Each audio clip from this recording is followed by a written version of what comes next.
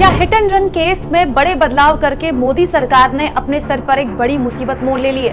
दोस्तों, इस वीडियो में मैंने आपको बताया कि कैसे कल से लगातार देश भर में ट्रक ड्राइवर्स, बस ड्राइवर्स, यहाँ तक के डंपर ड्राइवर्स भी जबरदस्त तरीके से गुस्से में हैं, हड़ताल में हैं। दोस्तों, हिट एंड रन कानून में इस शीतकालीन सत्र में बदलाव करते हुए सरकार ने ये ऐलान किया, अमित शाह ने ये संसद में कहा था कि जो सजा 2 साल तक की थी, अगर ट्रक ड्राइवर किसी को कुचल देता है या हिट एंड रन केस में भाग जाता है, तो वो सजा 2 साल से कर दी गई है 10 साल की, और जुर्माना ड्राइवर को देना होगा 7 लाख का। दोस्तों, इस बदलाव को लेकर ट्रक ड्राइवर्स ने लामबंदी के साथ सरकार के खिलाफ मोर्चा खोल दिया। करीब 10 राज्यों में ट्रक ड्राइवर्स लगातार हड़ताल में हैं और अब इसके शुरुआती रुझान आने लगे हैं। रुझान आपको देश के अलग अलग हिस्सों में हो रहे हिंसक प्रदर्शनों के जरिए तो दिखेंगे ही दिखेंगे, साथ में पेट्रोल और डीजल की किल्लत को लेकर भी दिखेंगे।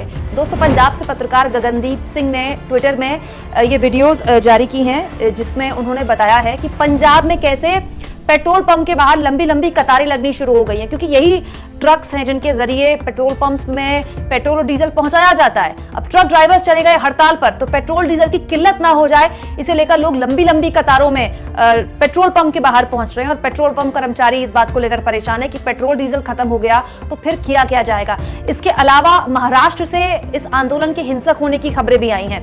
दोस्तों, महाराष्ट्र में प्रदर्शन कर रहे लोगों ने कुछ लोगों पर पथराव कर दिया, पुलिस के साथ उनकी झड़प भी हुई है। दोस्तों, मसला इतना बढ़ गया कि मुंबई बेंगलुरु जो राजमार्ग है, वहां पर बाद में पुलिस को बल प्रयोग तक करना पड़ गया आंदोलन कर रहे ड्राइवर्स के खिलाफ। ट्रक ड्राइवर्स साफ कह चुके हैं कि ये काला कानून सरकार को वापस लेना पड़ेगा।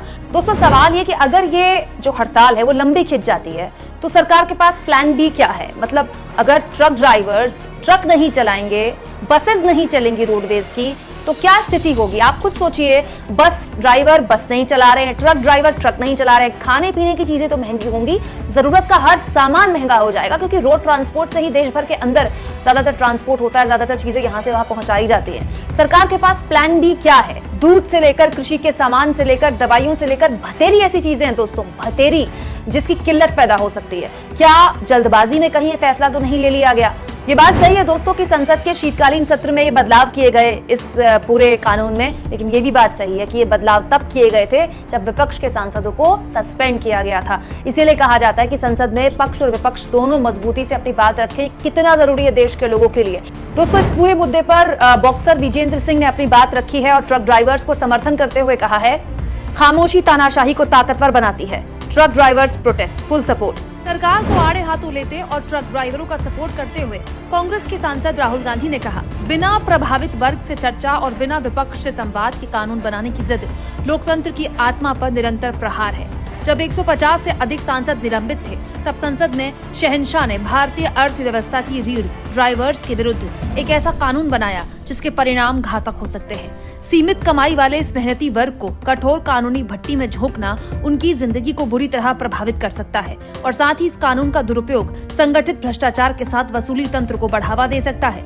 लोकतंत्र को चाबुक से चलाने वाली सरकार शहंशाह के फरमान और न्याय के बीच का फर्क भूल चुकी है। वहीं ड्राइवरों की हड़ताल के बाद सरकार भी बैकफुट में है। यूपी के कैबिनेट मंत्री दयाशंकर सिंह ने कहा है कि जल्दबाजी में कोई फैसला ना ले, अभी कोई कानून नहीं बना है, ये केवल प्रस्तावित है।